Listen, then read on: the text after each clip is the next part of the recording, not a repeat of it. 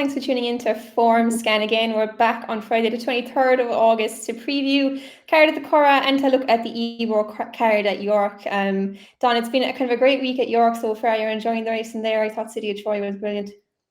Yeah, no, like all the questions about him, and I had some as well. I thought he was short enough now for the depth of the race that it was, but I know he was superb, and for Ryan Moore to ride him like that, you know, it's kind of a brave ride, isn't it? Because if you get beaten making all the running, then people can go, "Why did you make all the running?" But he just had so much confidence in himself and so much confidence in his horse. And it's been a great week for Ballyogan all round, really, hasn't it? And for Pat O'Donnell as well. Like what a day, what a win for him. That was some story. I remember Sylvia won on him in Fairyhouse, and there was great scenes then. And his interview afterwards was brilliant as well. But talking of Coolmore, I suppose they've been kind of dominating in York all week, and we'll start off with the Curragh, where they probably will dominate again. Just looking at the 2-2-year-old races, we'll start off, I suppose, with the 3:30, the Coolmore Wootton Bassett Futurity Stakes. I suppose fitting enough that half of the field is by Wootton Bassett and owned by Coolmore. So I'd say their good week will probably continue on here. They've got Henry Matisse. Odds on favourite 8-15 there. Ryan Moore is back in Ireland to ride him. Donn, I suppose he was a bit of a surprise winner of the Railway Stakes last time, and Wayne Norden on board. But he's obviously like immaculately bred, immortal verse by Wootton Bassett. Do you see any chance of an upset in this one? Yeah, it's a pity it's only a 4-horse race, as you say. Yeah, half the field by Wootton Bassett. Yeah, it was a bit of a surprise when he won that day, and he kind of picked up the pieces a little bit. They went fast early on, and he stayed on really strongly under Wayne Norden, as you say. Ryan Moore rode Turnbridge Wells in the race, but that said, given his breeding, he'd won well. He battled on well to win the time before that against Curragh, and that was obviously a step forward to win a Railway Stakes like that. And now he's obviously the Aidan O'Brien #1 in front of Rock of Cashel, who was good the last day at Galway. I know it's a maiden, but that was the maiden in which the previous Rock of Cashel was beaten by Grace Swallow, going back, that's what, 15 years ago. He was a brother of Rock of Gibraltar, if I remember right, was he? Exactly, yeah. And I remember on the night, it was a kind of a dank night that night, and there wasn't much between them in the betting either, between Grace Swallow and that Rock of Cashel, but second time lucky Rock of Cashel when they got the job done. And then Hot as Hell, like he's just been progressing, hasn't he? Jessica Harrington's horse. He was beaten by Scorthy Champ, who we'll come to now in a second, and then he went and won at the Curragh, and he was good in the Tyra Stakes the last day. He stayed on well to, you know, it was kind of workmanlike the way that he did it. So he's just a horse who keeps on improving. And Scorthy Champ, he won well the last day on his racecourse debut back in May. Now we haven't seen him since, which, you know, you have to think that wouldn't have been the plan at the time, obviously, to leave him off until now. But he did well. He was back in the field early on. They didn't go a great pace. He quickened up nicely. And I suppose besides Hot as Hell, who was fourth in that race, the race maybe isn't working out as well as you would have liked. But he still did it well. And I'm interested to see him reappear now. But look, it's hard to argue, isn't it, with only Matisse being an odds-on shot, isn't it? Yeah, I suppose they were kind of saying as well after his Railway win that stepping up on trip would probably be the making of him up to 7 furlongs here. Probably looks like he wanted it as well. Kind of like you said, the form of that win looks pretty good. I suppose he beat Striking Viking. He was second in a Group 3 or Group 2 in Goodwood there a few weeks ago as well. And I suppose Arizona Blaze, he's been a bit of a bridesmaid in all those group races this year. And bridesmaid again in York, he was a bit antagonising getting beaten in that sales race yesterday, but. Yeah, it's kind of hard to fault him, I suppose, Henry Matisse. But like you mentioned there, Scorthy Champ, and definitely an interesting one. If I was maybe going to impose Henry Matisse, kind of like you mentioned there, he beat Hot as Hell, but like you said, that maiden probably didn't work out the best. But kind of quotes from the connections afterwards quite interesting. They kind of said he was a big horse and they're going to give him time. So you'd wonder, maybe, like you said, maybe it wasn't the plan to wait this long. But just looking back to last year's result, obviously Henry Longfellow won it for Aidan O'Brien. But Joseph was second with Islands in the Stream. Kind of a similar-ish route, kind of won his maiden in early June and didn't reappear until this race. Gave him a nice long break as well. So you'd wonder maybe was it in the back of their minds to have this one after that maiden win. I'm not sure would Henry Matisse be the likes of a Henry Longfellow now. So if Joseph was really liking this Scorthy Champ, he's probably an interesting one, maybe worth a small chance at 10-1 each way. But Henry Matisse, kind of like you said, he's winning the railway was impressive, and you'd imagine he's probably going to improve for this step up and trip. Slow ground probably won't be much of a doubt for him either, I suppose. They got 18 mils, I think, overnight in the Curragh. But those Wootton Bassets don't seem to mind the soft ground. So, look, it's probably most likely that Coolmore will keep their great week going. But maybe Scotty Champ could be an interesting one to see how he's progressed from his maiden win, like you mentioned. We'll go on to the 405 then, kind of same story again, really. Slightly bigger field, but probably even less competitive, I suppose. Bedtime Story.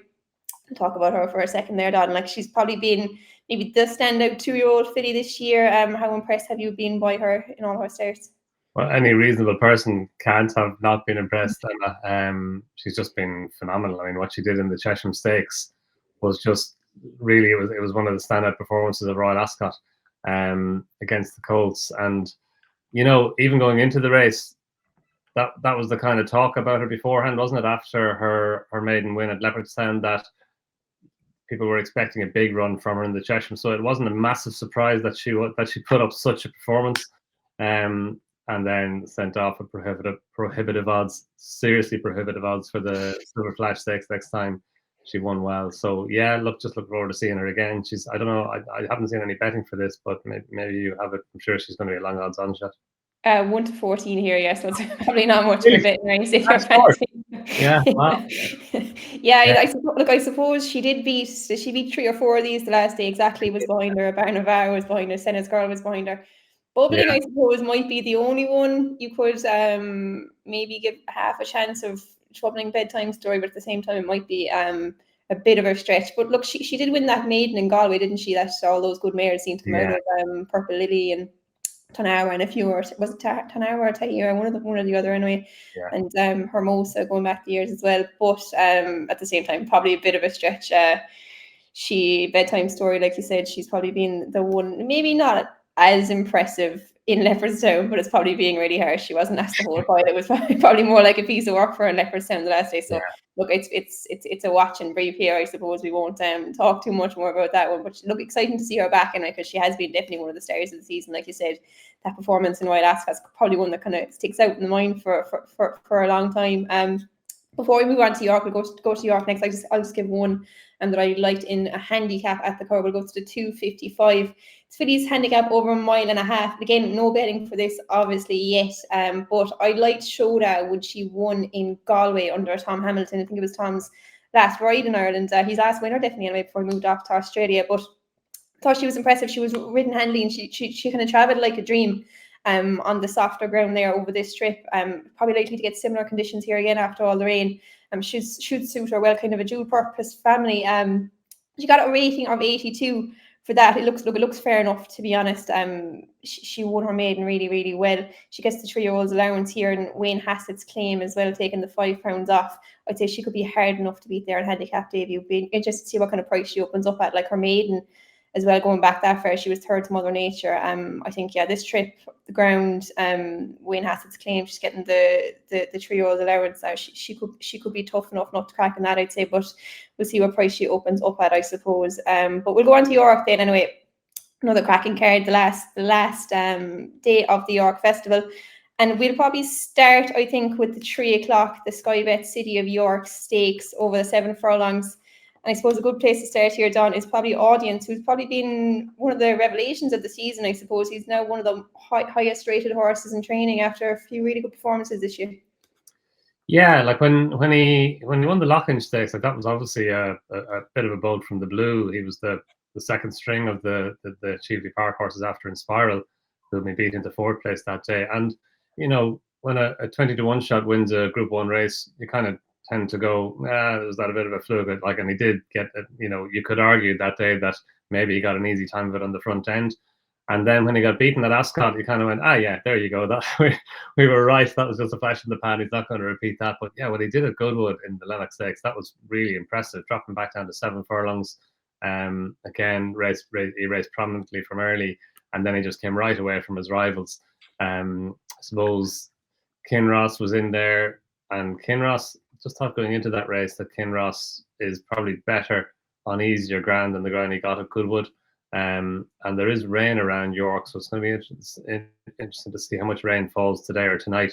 And if the ground does ease up, then maybe Kinross will have the opportunity to reverse placings with audience. Like he's won the last 2 renewals of this race. I'm sure like he's got all those kind of 7 furlong races are his targets. He does run over 6, but I think he's essentially a 7 furlong horse really, and ideally a 7 furlong horse with at least a little bit of ease in the ground. I think over 6 he needs a good dig in the ground, but over 7 he's fine with a bit of cut in the ground. We know that he goes at York, and for me, Emma, York is one of those tracks where course form is more important than it is at a lot of other tracks. Like course form, it's always important, but York, whatever it is about York, if you've got course form there, it seems to be a big asset going back there. Horses can just underperform at York if they're not proven there for no reason.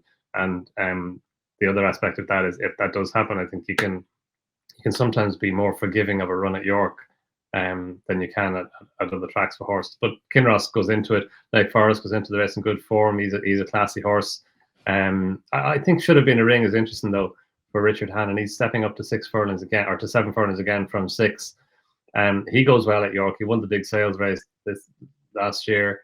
He finished second in the Duke of York Stakes, or in May at the Dante meeting when he was only just beaten by Millstream, and Millstream went on and won the July Cup. Now he's beaten twice since. He came over here for the Greenland Stakes, and then he went to Ascot for the Group 1 race, the Queen Elizabeth II Jubilee Stakes, but he was beaten in both. But he bounced back to form at Dover the last day. And I think back at York and back up to 7 furlongs, like he ran a big race in the Prix de la Forêt last year over 7 furlongs as a 3-year-old. So yeah, I just think back at York up to 7 furlongs. Look, he's got lots to find on official ratings with audiences. I think he's £12 inferior to him on official ratings, so that's a big ask. But I just think he's got plenty in his favour, and he might be a wee bit overpriced. Yeah, the whole field, I suppose, have a bit to find with audience and ratings, but you kind of wonder is that audience rating a little bit inflated? He was giving way to Kinross and Air Power when he beat him the last day, so he's better in with them here. But like you said, that course form for Kinross kind of hard to ignore. Won the last 2 runs. I think Frankie Dettori used to call him his money horse. He'd always win a big pot for him when he needed one. Marcel Ryan probably hasn't had as much luck as Frankie since he got the right one. But definitely interesting. When you mentioned Lake Forest as well, then the 3-year-old, he won the Gimcrack, I think, if I'm right, at the York meeting last year. Definitely an interesting one, stepping up to the 7 furlongs and never been beyond the 6. Coming into it in good form, I suppose, second in the Commonwealth Cup and in at Haydock as well to elite status. So yeah, he's definitely an interesting one. Like you said, plenty to find with audience and ratings, but does get the 3-year-olds announced in there. So look, it's not one I have a massively strong opinion on, to be honest. Audience is probably one. I'm not sure whether to jump on the whole, being one of the highest rated horses in the world at this stage. He can be a little bit in and out. We saw that Ascot didn't perform that day for whatever reason. Maybe it was a stiff mile. Dropping back to 7 might bring out the best in him again. But look, I'd be happy enough to sit this one out. But should have been a ring. Bit of an each way shout there for you, Don. But we'll go on to the Ebor. Always a cracking one. An interesting storyline, I suppose, emerging. There's been a bit of an anti-pose gamble on the Aidan O'Brien train Queenstown earlier on in the week. He's gone into 7-1 market leader. Plenty in here for the Jumps fans, I suppose. Not so sleepy. One that probably sticks out. I think he's going to retire on the back of this run, if I saw that right on social media there recently. The 12-year-old old boy was kind of used to seeing him in those 2-mile hurdles, but he steps in here, and a few others as well will stand out. Burdett Road, one-time Cheltenham favourite, I think. Was he favourite for the Triumph or something like that before Sargino popped that bubble? Look, a few Irish challengers in here. I thought the Willie Mullins Hip Hop Delore was just kind of an interesting story. I was just looking him up on online there earlier. He obviously ran in a maiden hurdle like Galway, but where is Willie finding these horses? I think he won a listed race in Germany. He'd been running in Poland. He had another horse, Plantier, who won a maiden hurdle in Sligo recently with a similar enough profile. But look, he's an interesting one. Colin Keane coming over to take the ride. Don, I'll hand it over to you. What do you think of the Ebor? Yeah, you're thinking Hip Hop to Loire, he's a bit late going hurdling, isn't he, as a 7-year-old? Beaten by his stable companion who was a 9-year-old, Jack Finbar. Yeah. And I think they were both actually in the Ebor. Definitely after the race at Galway, Willie was kind of talking about them both going for the Ebor, but Hip Hop to Loire is the only one there. Yeah, 5 Irish runners, and the Irish trainers have a really good record in this. Sasenta won it for Willie Mullins way back, when Gary Carroll was claiming £5 in, I think, 2009. She was a 25-1 shot that day, but Gordon Elliott won it with Durar. I think there have been 6 different Irish trainers have won it. Johnny Murtagh won it twice. Tony Martin, Heartbreak City, I think, one of a few years ago. Willie Mullins has won it twice, Ascent, and then last year as well was Absurd. So didn't Ger Lyons win it as well? Muster. Yeah, exactly. Mustajeer. Yeah. So look, it's a good race for Irish horses, but I think the market has cottoned on to them generally this year. As you said, Queenstown, like he's a classy horse. He's been keeping good company. He was only beaten a length by Kinross in the Saddlebag Stakes last time, but he's 6-1 favourite. If up to Loire, like a Willie Mullins horse now, having finished second in the maiden hurdle going into an Ebor. He ran the Group 3 race at Hoppegarden. That's the last time he ran on the flat. And that was his run at Galway. Was his first run since then. But look, the market's taking no chances with him. My mate Mozzie got a good chance in that. I think actually, if there's an Irish horse that's overpriced, it's probably Yashin. He ran in the race last year, Jessica Harrington's horse, and he ran well. He was kind of coming up the near side, and Absurd moved over to his right to bag the near side rail, and he had to be checked back. After that, he kind of just kept on. He just couldn't get going again. He only finished 7th in the end, but he wasn't beaten that far in the end. He was only beaten 3 lengths by Absurd. He's in off the same mark today. He's been keeping good company as well. He ran in that Saddlebag Stakes. He was only beaten just over a length by Queenstown. They finished 2nd and 3rd behind Kyprios. And look, he was well beaten in the Northumberland Plate last time. But again, that, Newcastle all weather, I think he can allow him that. He's had a wind operation since then. So that's interesting. And yeah, like he's drawn out in Sol 21, which ironically, history tells us that you want a high draw in the Ebor. You don't want to be too close to the inside rail. So I think Yashin is interesting at a price. But actually, the one who I think is most overpriced is Crystal Delight, Harry Eustace's horse. He's only run 3 times for Harry Eustace. He won well at Epsom over 10 furlongs on his first run from, and then next time he went to York, and again we're back to York course form. He was really impressive when he made all the running and stayed on really strongly. He came away from his rivals from Kehavan. Klondike, who finished 4th, he's won a listed race and a Group 3 race since then. And Crystal Delight, I thought he won with plenty in hand. He was £9 higher then than he had been at Epsom. He's up another, I think, £8 now. And he did run at Newmarket last time. He was well beaten, but he was taken on for the lead. There were 2 good Alphen horses in the race, 2 Charlie Appleby horses, and one of them took him on for the lead. And they went fast. He just didn't seem to like it, or maybe it was Newmarket. Or for whatever reason, he just didn't run his race. Now he is a front runner, or at least a prominent racer, and it's not easy to make all the running in an Ebor. But Trawlerman did it in 2022. Pujera Prince, when he won it in 2020, he was prominent from early, and the horse finished 2nd. Glencadam Glory, he led from early, so it is possible to do it. We've seen all weekend that the pace has been holding up pretty well at York. I know 1 and 6 is different to the sprints or to the 7 furlong or the mile races, especially, but I wouldn't mind. I wouldn't worry about a horse who needs to go forward in an Ebor. And I just thought that he maybe was kind of overlooked in the back of a disappointing run last time. I'm sure that was back at the end of June. I'm sure he's been kept off since then. He's got his mark of 105 to come on here, and given his course form and the fact that he won so well the last time he was at York, over a mile and a half. He does have to stay the trip, but he stays a mile and a half well, and he shapes like he will stay a mile and 6. So I thought he was interesting at a bit of a price. Interesting too there at each way prices, 33-1 and 25-1, and like you mentioned, Tom Marquand on board. He's likely to get the fractions right if he does ride him handily. 2 interesting ones there. I liked Queenstown, but like you kind of alluded to, the price has probably gone a bit on him. He's gone into 7-1 there with Boyle Sports on the screen, but I just liked him on the back of quotes from Aidan O'Brien. There was a feature on Racing TV, I think, last weekend, and he was talking about, obviously he was second to Kyprios in 2 starts this year. Probably wouldn't be reading too far into that form. Kyprios obviously won him quite handily and went on to do big things in Ascot and beyond. But Aidan was just saying that he was being used as kind of a lead horse for Kyprios all year, and he went racing with him even those 2 days, and I suppose led him into the races a bit. But he was supposed to run in the Queen Alexander at Royal Ascot, but pulled out late to the vets. I think they said he was a bit stiff. He had kind of a hard year up to then, just being kind of Kyprios's workhorse, I suppose, in all his training. But he said he's been taken away from Kyprios since, and he's been kind of freshened up, and he's got a bit of a glint in his eye. He's just very, very, very unexposed, I suppose. He's only had 6 runs, I think, off America 107. look, Aidan said he thought he was quite well in off that mark, and James Doyle normally does fairly well when he's riding for Coolmore as well. So just thought he was an interesting one, but he's probably got a bit skinny now. I think he was 14-1 at some stage earlier in the week, but into 7-1 there. Probably likely to go off market leader, but look, it'll be a cracker at Ebor's. Obviously, always an exciting one. £500,000 pot draws a good field, and yeah, plenty in there for jumps and flat pens, I suppose. But Don, before we move on to, we're going to chat about Naas as well. Before we move away from York, do you have anything else on the card you want to give a mention to? Yeah, I thought in the first race tomorrow, the Strensel Stakes, I thought NFR was interesting. Look, Jim Crowley would have had the choice of the Chadwell horses, and he's chosen to ride Alienabi, which maybe has contributed to NFR being a bigger price than I thought he would be. And look, Alienabi, he's a talented horse as well. Jim Crowley actually chose to ride him in front of Alassi in the Steventon Stakes, the last day at Newbury, and Alassi finished second. He finished fourth.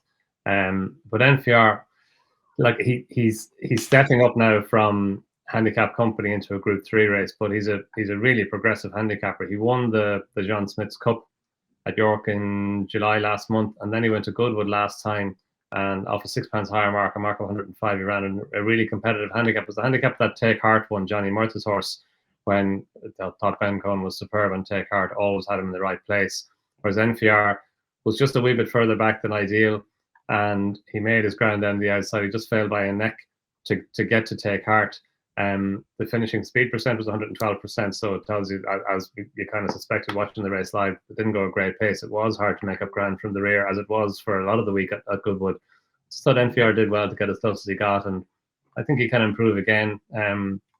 We don't know how tough a call it was for Jim Crowley to choose between him and Alienabi. Obviously, he prefers Alienabi, but I'm sure there wasn't much in it, and I think there's more to come from NFR, and he's back at York as well for his proven. Interesting one there. 15-2 we have on the price here, which might get bigger than that even. In the first race at York, I'm actually going to give a quick mention to one more as well. You were talking about Jessica Harrington horses who could be overpriced. I thought McGilly Mar was interesting enough in the 225 Sky Bet Melrose handicap over the 1.6 miles. I just thought, look, watching her win back last time in Killarney, kind of looked like turning into the home bend. Look, she made the running, and it looked turning in she was going to get swallowed up. But kind of the more Shane Foley asked her, the more she kept going. She's up to American 90 from that, which looked. I'm just kind of hoping here she's stepping up to the 1.6 for the first time. She's never gone beyond 1.3. Look, it's a big step up, but I'm kind of hoping just off the back of that Killarney one, she looks like a step up and trip could bring out more improvement in her.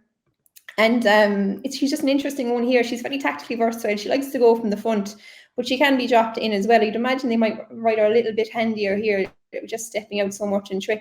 But the way she finishes out her races, you don't think it'll be an issue. Oshinor on board, riding Yashin as well later on the card. He's a rider I really, really like, so I'd imagine he'll get it right anyway, whichever way he tries to ride up. I just thought 16-1.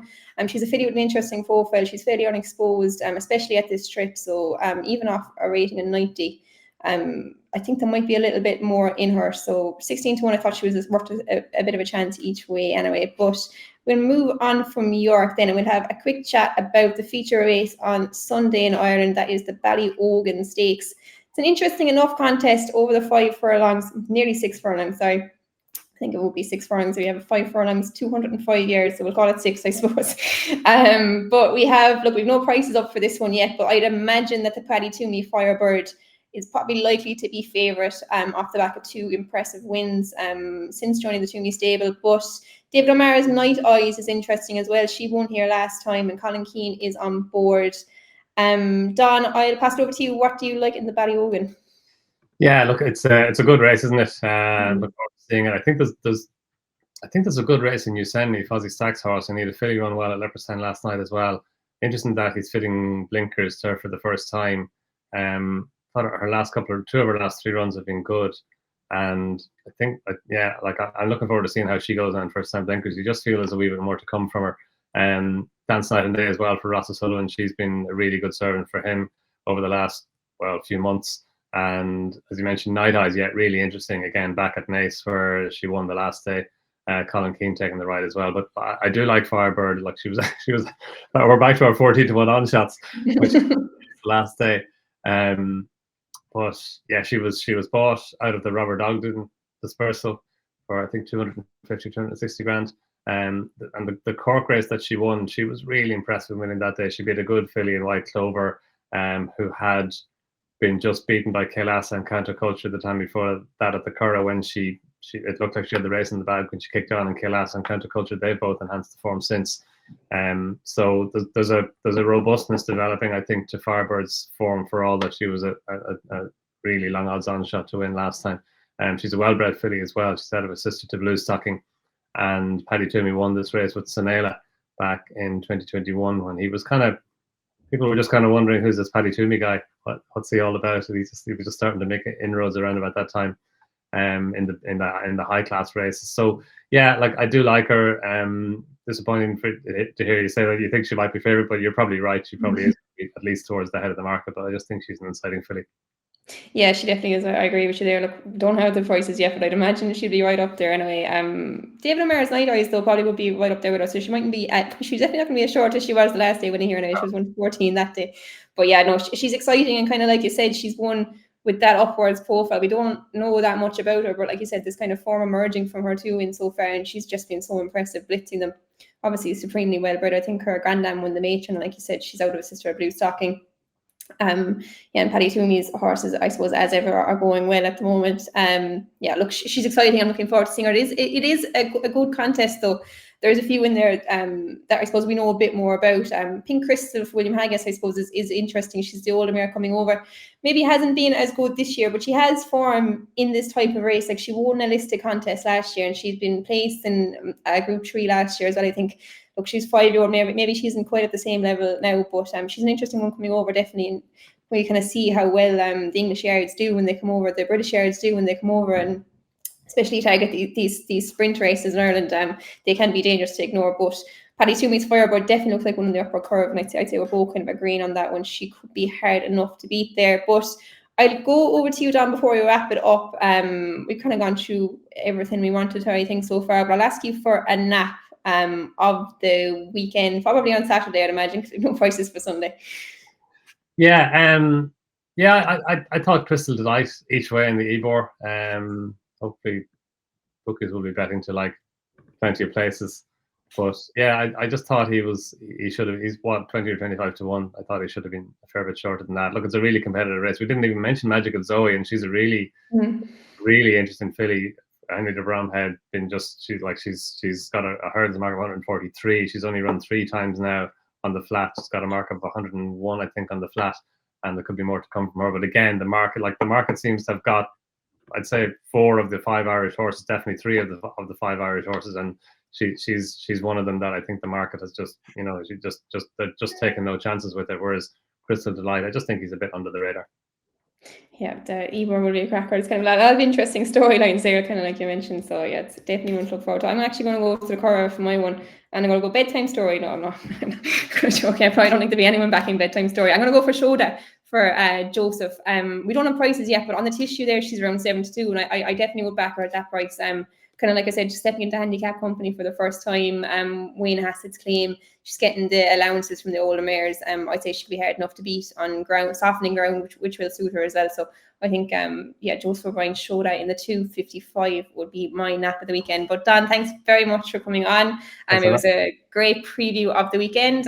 Hope everyone enjoyed the show. And if you're going to have a bet, make sure to gamble responsibly over the weekend. Again, we'll be back next Monday with a review show to talk about everything that happened at York and beyond.